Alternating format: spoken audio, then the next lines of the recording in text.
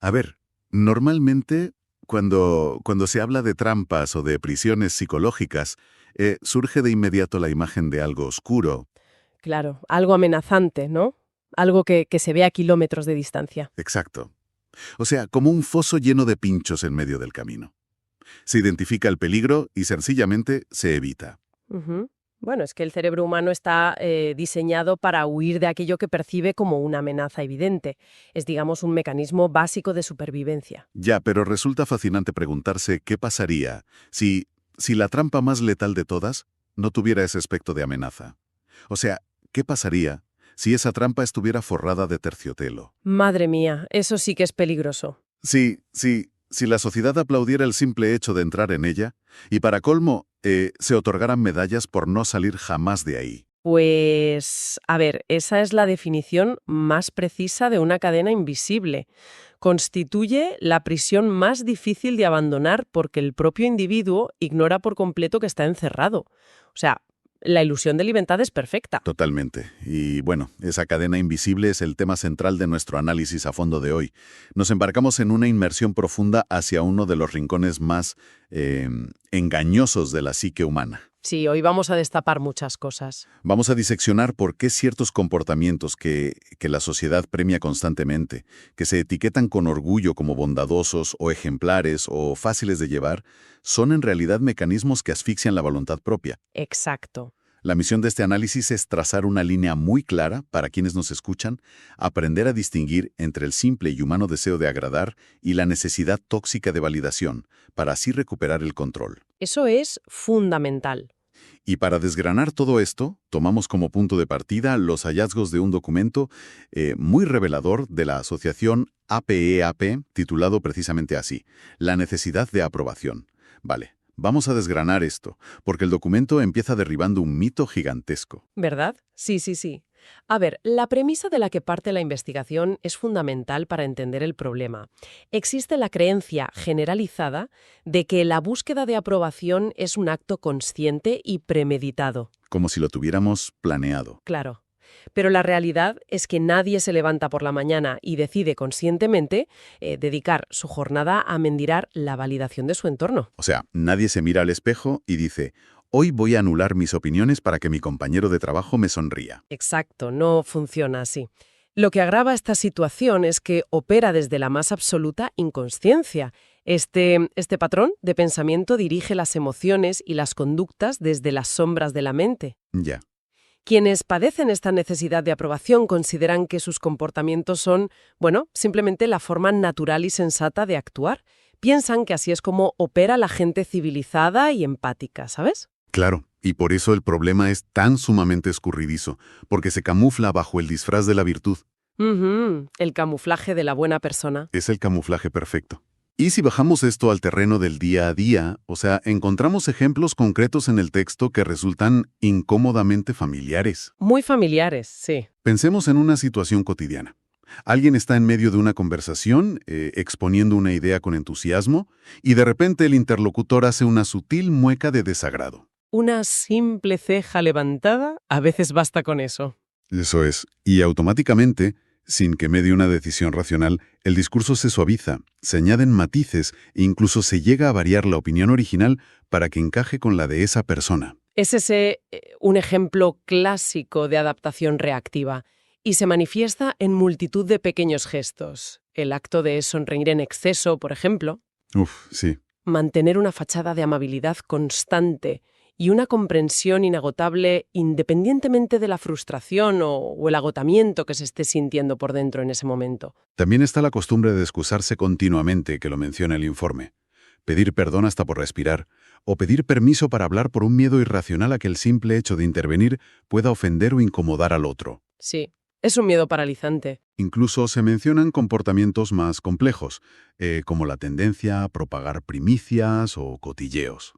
Ah, el chisme, claro. En el fondo, difundir un rumor no deja de ser una estrategia rápida para acaparar atención momentánea y sentirse el centro de la validación del grupo. Totalmente de acuerdo. A un nivel más material, se observa en la compra compulsiva de ciertos símbolos de estatus, un modelo específico de coche, una casa que excede las necesidades reales, ropa de marca. todo para generar admiración. Y coronando la lista, la incapacidad patológica para pronunciar la palabra no. Madre mía, la de problemas que trae eso. Pero a ver, el mecanismo subyacente que conecta todos estos comportamientos es crucial, ¿no? Muy crucial. Aunque la sociedad los interprete como bondad innata o generosidad, desde la psicología clínica se definen como conductas evitativas. Vale, detengámonos ahí. Cuando hablamos de conductas evitativas, entiendo que nos referimos a huir de algo concreto. ¿De qué se está huyendo exactamente al decir que sí a todo? Pues, a ver, se huye del malestar interno. Estas actuaciones funcionan como un escudo protector que está diseñado para aliviar la ansiedad. Ya. El individuo alberga un conjunto de creencias irracionales sobre su propio valor, sintiendo que no es suficiente por sí mismo. Por tanto, actúa con una complacencia extrema para evitar el conflicto, el rechazo o el abandono. O sea, el cerebro se adelanta al peligro. Exacto. El cerebro anticipa que una negativa o una opinión discordante resultará en aislamiento social y dispara una respuesta de ansiedad que solo se calma cediendo. Y es aquí donde la trampa se cierra porque entra en juego el refuerzo social. Si alguien despliega todas estas conductas evitativas, si se anula sistemáticamente para no molestar, el entorno no le advierte del peligro. ¿Qué va? Al contrario. Al contrario, el entorno le ovaciona. Familiares, parejas, amigos e incluso jefes pronuncian frases lapidarias como «qué bien se te da evitar conflictos» o «qué fácil y cómodo es trabajar contigo». Ese es un refuerzo positivo perverso. Esas alabanzas externas actúan como una recompensa neurológica. El cerebro segrega dopamina al recibir el halago, confirmando que la estrategia de anulación funciona. Claro, te premian por anularte. Se convence al individuo de que es una persona excelente porque facilita la existencia al resto, ocultando el hecho de que lo está logrando a costa de su propio bienestar psicológico. Así se consolida una conducta que es profundamente autodestructiva. En cierta forma, y esto es una analogía que se me ocurre, es como ponerse un uniforme social. Un traje que por dentro pica horriblemente, aprieta en las costillas y apenas te permite respirar. ¡Qué buena imagen! Pero al salir a la calle, absolutamente todo el mundo se detiene para decir «qué uniforme tan precioso, qué elegante estás». Exacto. Y ante esa avalancha de halagos, la reacción instintiva es soportar el picor en silencio y no quitarse el traje jamás. La etiqueta de persona tolerante o abnegada ejerce una atracción magnética. Sí. Y el problema de llevar ese uniforme durante tanto tiempo es que acaba fusionándose con la identidad. Cuando en alguna ocasión aislada la persona se atreve a expresar una opinión genuina y choca con la incomprensión o el reproche ajeno, el miedo a perder esa etiqueta social la hace retroceder despavorida. Vuelve al refugio. Vuelve al refugio, sí. Se escuda en excusas como «lo siento de corazón, soy así» o «no puedo evitarlo». Se defienden desde una falsa impotencia, sin llegar a comprender que no es que su personalidad sea intrínsecamente sumisa, sino que el terror a la desaprobación ha tomado el control. Llegados a este punto, resulta imperativo establecer una frontera clara. Porque, a ver, la realidad es que a todos los seres humanos nos agrada gustar a los demás. Por supuesto. Entonces aquí es donde la cosa se pone realmente interesante. ¿En qué punto exacto cruza uno la línea entre ser genuinamente educado y convertirse en un prisionero de la opinión ajena? Pues lo fascinante aquí es la diferencia fundamental entre el deseo y la necesidad. Vale. Experimentar placer ante un cumplido, disfrutar del reconocimiento profesional o sentirse reconfortado por el afecto de los demás es no solo normal, sino un indicador de salud mental. Las caricias psicológicas son deliciosas, claro. Desear la aprobación es una característica social intrínseca a la especie humana. Es como desear un postre después de cenar, ¿no? Aporta placer, suma a la experiencia. Pero si una noche no hay postre, nadie siente que su vida corra peligro o que la cena haya perdido todo su valor nutritivo. Una analogía perfecta. El trastorno comienza cuando ese deseo se transmuta en una necesidad vital, cuando la validación externa deja de ser el postre y pasa a ser el oxígeno. El oxígeno. Si se desea aprobación y no se obtiene, aparece una ligera frustración o tristeza temporal, pero la autoestima permanece intacta. Sin embargo, si se necesita la aprobación para validar la propia existencia, la ausencia de esta provoca un colapso emocional profundo. Y la ironía más cruel de esta necesidad es que la tranquilidad nunca llega, según el texto. Nunca. Incluso cuando se obtiene el aplauso unánime de una sala entera, el individuo no puede disfrutarlo porque inmediatamente es asaltado por el pánico a perder ese nivel de aprobación en el futuro. Es un estado de alerta crónica. Si este nivel de alerta crónica es tan agotador y contraproducente, surge una pregunta ineludible. ¿Cómo llega el cerebro humano a adoptar este mecanismo como su configuración por defecto? Esa es la clave. Evidentemente, nadie nace pidiendo disculpas por ocupar espacio en el mundo. El documento apunta a 3 grandes configuradores de la mente durante la infancia: la familia, la escuela y la cultura pop. Sí, profundizando en el papel de la familia, debemos observar la neurobiología infantil. Un bebé nace en un estado de indefensión total.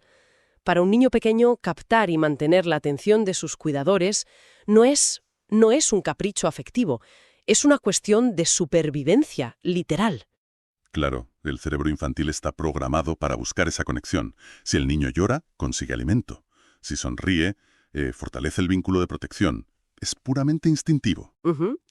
El cortocircuito se produce cuando ese afecto y esa protección dejan de percibirse como incondicionales, cuando el entorno familiar transmite, a menudo de forma muy sutil, que el cariño es un premio que se otorga únicamente por portarse bien, por no dar problemas o por cumplir las expectativas de los padres. Ya veo. El cerebro del niño reconfigura su estrategia de supervivencia. Exactamente. El niño se transforma en un radar ultrasensible. Empieza a escanear constantemente el ambiente, midiendo qué acciones generan sonrisas y cuáles provocan frialdad o enfado. Y en ese preciso momento de adaptación, el individuo infantil sacrifica su brújula interna. Al no tener la certeza de qué conductas espontáneas podrían poner en riesgo su vínculo seguro, decide anular su propia intuición. Delega toda la autoridad en el exterior. Omisión con la seguridad. Qué duro. Pero la familia es solo la primera etapa de esta programación. A continuación, el individuo entra en el sistema educativo, que funciona como un potente amplificador de estos patrones. Desde luego. El aula tradicional parece estar diseñada específicamente para recompensar la pasividad. A ver, la estructura escolar clásica, por su propia naturaleza organizativa, requiere orden. Y a menudo ese orden se consigue premiando la sumisión y penalizando la disidencia. Se instaura un entrenamiento implícito. Sí, el buen alumno es aquel que asimila información sin cuestionarla, el que no interrumpe, el que se ajusta perfectamente al molde. Los educadores utilizan su atención y sus halagos como refuerzo positivo ante estas conductas de obediencia ciega. Esto resulta demoledor. O sea, si un niño ya viene de un entorno familiar donde ha aprendido a mendigar aprobación, llega a la escuela y encuentra un sistema entero validando exactamente la misma estrategia. Todo encaja para anularlo. Y luego, ese mismo niño sale a la calle, enciende la radio o la tele y se topa de frente con el tercer gran pilar de este condicionamiento, la cultura pop. Es asombroso cómo se normaliza un bombardeo diario de mensajes tóxicos. La influencia cultural moldea lo que la sociedad considera romántico o deseable. Y a menudo las narrativas que consumimos masivamente están construidas sobre cimientos de profunda codependencia emocional. Las letras de las canciones son el ejemplo más flagrante. Totalmente. Mensajes que repiten incesantemente ideas como «no puedo vivir si no estás aquí» o el clásico «sin ti yo no soy nadie». Melodías preciosas que esconden un virus conceptual. Se canturrean desde la infancia interiorizando la idea de que la identidad individual es un cascarón vacío hasta que otra persona llega para llenarlo de significado. Entonces, ¿qué significa todo esto? Que deberíamos traducir el «sin ti no soy nadie» por un rotundo «sin mí mismo no soy nadie». Si conectamos esto con el panorama general, desmontar esa falacia es el mayor reto terapéutico. Esa programación cultural externaliza completamente el locus de control. Enseña que el valor reside siempre fuera del individuo. Y no se limita a la industria musical, ¿no? ¿Qué va? La literatura infantil y el cine tradicional están repletos de arquetipos donde el protagonista, a menudo sin iniciativa propia, solo alcanza la plenitud, la felicidad y el reconocimiento de su propia valía a través del rescate efectuado por un factor externo. Ya sea un acto heroico ajeno o una validación romántica. Exacto. El mensaje subyacente es cristalino. O sea, por ti mismo estás incompleto. La banda sonora de la sociedad empuja a construir la identidad sobre los cimientos de la opinión ajena, y eso garantiza que el edificio entero se derrumbe ante la más mínima ráfaga de viento. Es que operar bajo este holograma, diseñado exclusivamente para arreadar, asegura una vida marcada por la frustración perpetua, ya que mantener esa fachada requiere un esfuerzo colosal. Habiendo trazado el mapa completo de esta prisión, desde el uniforme asfixiante de la falsa bondad hasta los cimientos construidos en la infancia, la escuela y los estribillos de las canciones, es momento de explorar las vías de escape. Sí, la solución pragmática. Desde un enfoque puramente pragmático, ¿cómo se desmonta este bucle agotador en la mente de una persona adulta? A ver, la realidad empírica es tajante. Complacer a todo el mundo es una imposibilidad matemática. Literalmente imposible. Es una de las pocas certezas absolutas de la sociología. La diversidad de pensamiento humano hace inviable el consenso total. La estadística más realista que se puede manejar es que si las acciones y decisiones de alguien logran el apoyo o la aprobación de aproximadamente el 50% de su entorno, el nivel de adaptación social es extraordinariamente bueno. Madre mía, asumir que caerle bien a la mitad de la gente ya es un éxito rotundo supone un alivio inmenso. Requiere aceptar que habitar en una sociedad libre, siendo un individuo con criterio propio, conlleva inevitablemente generar desaprobación. Alguien en algún momento va a rechazar tus ideas. Ese es el coste inherente a la existencia consciente. Claro, cuando se integra esta evidencia, la perspectiva ante la crítica se transforma. Digamos que en lugar de percibir un rechazo y sentir que el mundo se acaba, la mente entrenada simplemente registra, he interactuado con alguien cuya perspectiva difiere de la mía. Es un salto cualitativo enorme. Y esto entronca directamente con una metáfora brillante que menciona el texto, y que surge a menudo en la psicología cognitiva para explicar este proceso, la teoría del color. Ah, me encanta esa metáfora. Digamos que la personalidad y las opiniones de uno equivalen a un color. Supongamos que somos un amarillo mostaza intenso. Habrá gente a la que le apasione, pero también habrá un gran porcentaje de personas a las que la mostaza les resulte profundamente desagradable.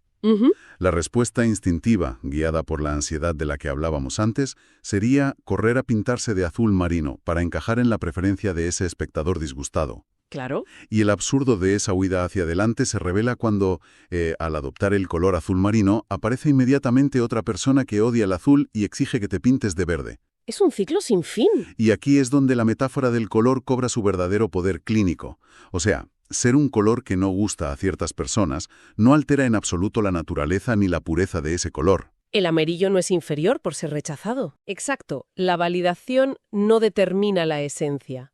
Además, otorga a los demás el derecho soberano a que no les gustes.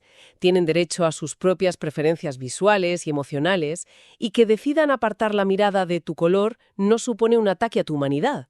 A ver, la metáfora del color es genial y muy lógica sobre el papel.